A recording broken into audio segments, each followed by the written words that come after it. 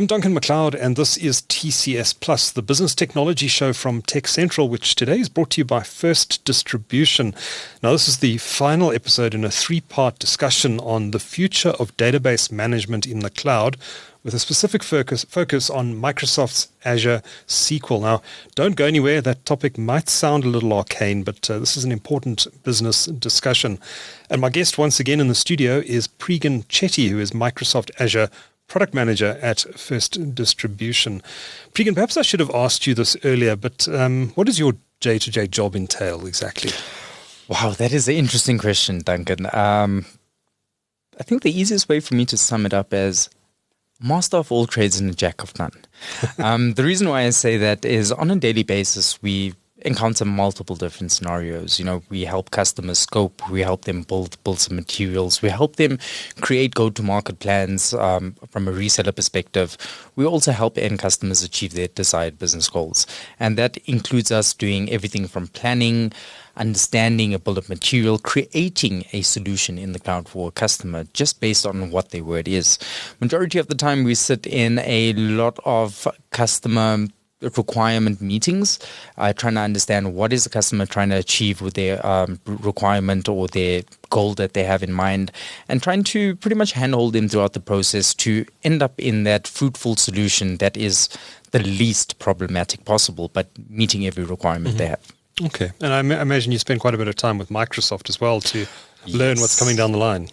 I'd say 50% of my time with Microsoft, 50% of my time with customers. Okay. So obviously data security is top of mind for every company in 2024. If it's not, it darn well should be top of mind. What makes Azure SQL a secure choice for companies? It's a shared responsibility model that I mentioned in episode 2 for the viewers who have watched that. So the shared responsibility model is a very interesting model from vendors or hyperscalers out in the market today.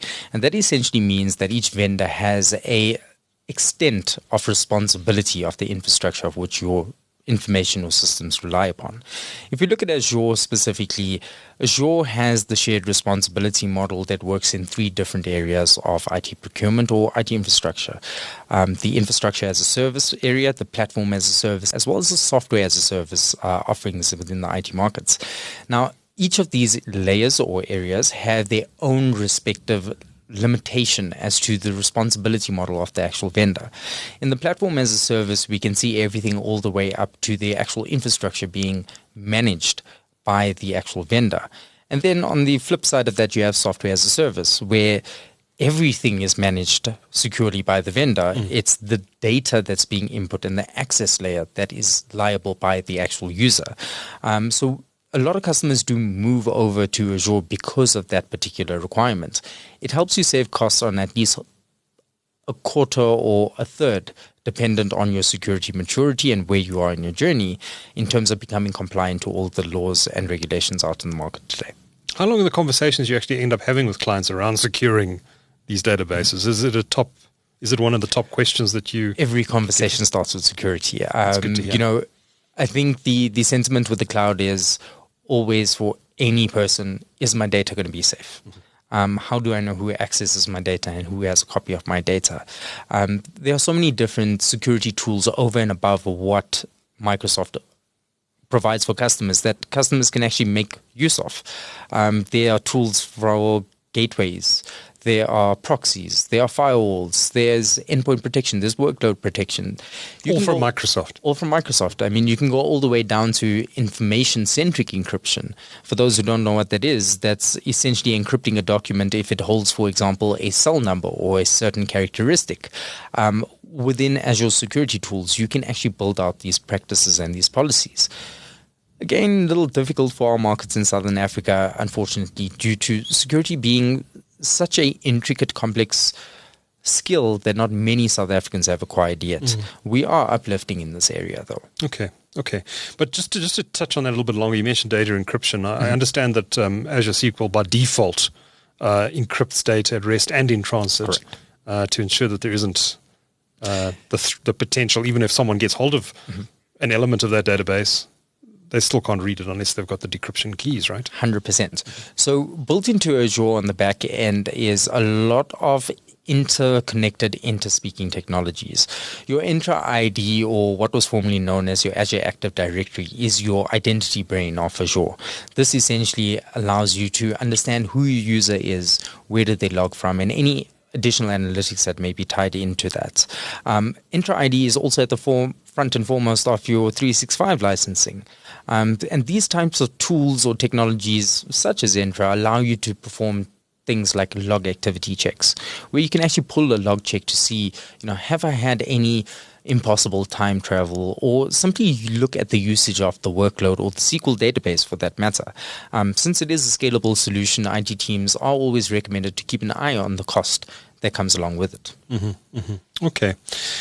So from a security perspective, I think not many, but some companies assume that when they move to the cloud, the security is taken care of by the cloud vendor. That isn't the case, though. You have to ensure, even if Microsoft provides a lot of security tools that you can put around your Azure SQL implementation, you shouldn't just assume that that's secure. You need to make sure yourself that you've secured it. And presumably you can bring in non-Microsoft third-party security tools 100%. As well to help protect it. 100%. So within Azure, you actually have a marketplace, and that marketplace hosts a variety of different technologies, different vendors, different brands that you can actually leverage and purchase off through your Azure subscription and using that on your workload. It's a bit like the Play Store on Android. Exactly like the Play Store on Android, right? You can be using a Samsung but still download Apple Music, for example. Mm-hmm. It's the same in Azure, where, for example, instead of, say, I don't want to use a Microsoft firewall, I can go and use any vendor's firewall that's already federated with Microsoft. And I mean, look at it in today's day and age. Microsoft is pretty much partnered up with majority of the technology providers out there. Mm-hmm. And that means that as a user, you have access to those tools as well. All right. Okay, let's shift the discussion now. Let's talk about SQL performance. How does Azure SQL manage performance, and what sort of performance optimizations are done in the cloud? So speaking to optimizations or performance specifically is a very gray area. The reason being each and every customer varies. Dependent on what that database is being used for, how frequently it's being accessed, your performance rates are going to vary. However, Microsoft Azure has a 99.9% uptime guarantee. And this essentially means that your service is running to its most efficient level at all given times. But there is also the scenario of my SQL database not performing the way I need to in conjunction to an application service or whatever I'm using in the cloud. And in these particular cases, there is a tool called Azure Advisor, which will actually make a recommendation to the owning organization of that subscription, the MSP, or even the distributor, depending on how that subscription had been set up, on what the best practice recommendation would be to either reduce cost, to better the performance, better latency, or essentially just create a more efficient workload in the cloud. In addition to that, we also offer optimization assessments. We look at absolutely everything within your Azure workload. We look at how you set up your user base access, what types of machines are being used, how frequently are they being accessed, as well as how often are they not being used. And could we potentially move this to a lower version to help a customer save costs? So these types of activities are a daily basis that ongoes throughout each and every Azure customer's journey. Now, we know Microsoft is infusing artificial intelligence into just about all of its products. Does AI play a role as well in performance optimization of Azure SQL? Definitely. The AI and cognitive services built in with Azure can tie in and interconnect to absolutely every piece of technology hosted in the cloud, SQL being one of them themselves.